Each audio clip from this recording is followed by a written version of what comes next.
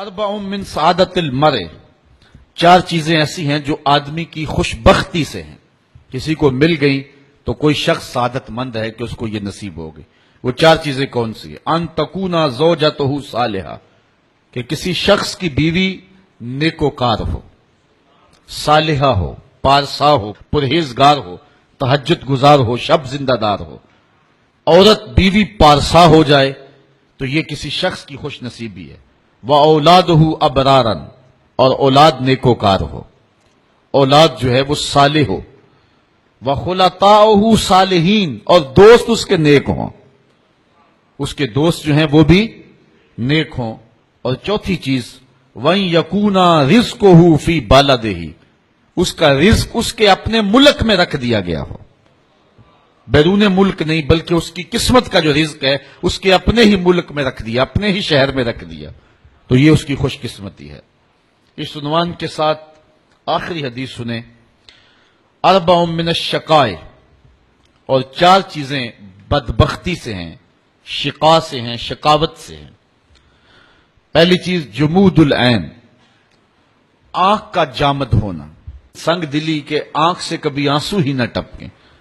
چوتھی صدی کے مجدد بھی ہیں اور محدث بھی، حضرت امام ابو نعیم الاصفہانی، آپ فرماتے ہیں لا خیر فی عین لا تبکی من خشیت اللہ، اس آنکھ میں بلائی ہی نہیں جو اللہ کے خوف سے روتی نہیں ہے۔ اور حدیث میں آتا ہے کہ جو شخص خوف خدا کی وجہ سے رویا اور اس کے پلکوں کے بالوں میں سے ایک بال کی جڑ بھیگ گئی تو قیامت کے دن وہ بال کھڑا ہو جائے گا، عرض کرے گا مالک یا اس کو جنت عطا کر دے یا مجھے نکال لے، تو اللہ تعالیٰ جل شانہ بال تو نہیں نکالے گا لیکن اس شخص کو جنت عطا فرما دے گا۔ وَقَسْوَةُ الْقَلْبِ، اور دل کی قساوت، دل کا سخت ہو جانا، یہ کسی شخص کی بدبختی ہے کہ وہ سخت دل ہو جائے۔ اللہ سے دعا مانگا کرو سینے میں دھڑکنے والا دل ہی رہے، پتھر نہ کہیں ہو جائے۔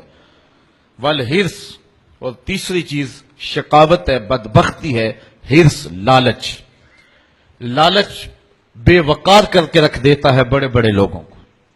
اس حرص نے، اس لالچ نے بڑے بڑے لوگوں کے تقوی چھین لیے، ان کے علم کا روب خاک میں ملا کے رکھ دیا اور ان کی ساری توانائیاں اور صلاحیتوں کو زائل کر کے رکھ دیا۔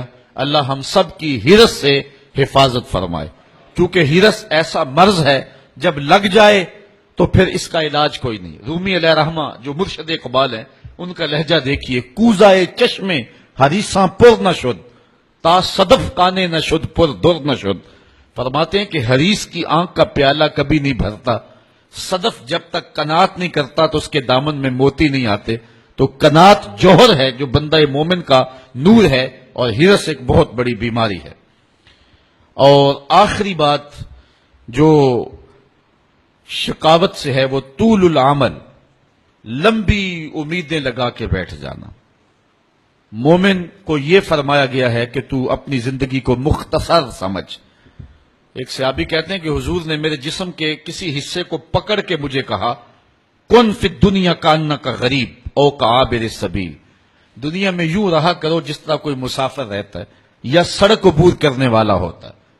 تو دنیا کے اندر لمبی امیدیں لگا کے نہیں بیٹھنا چاہیے، ہر وقت تیار ہونا چاہیے کہ نہ جانے اٹھنے والا اگلا قدم کہاں ہے۔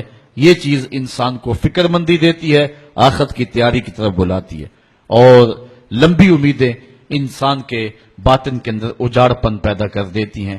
اللہ تعالی ہم سب کو ان نور باتوں پہ عمل کرنے کی توفیق دے۔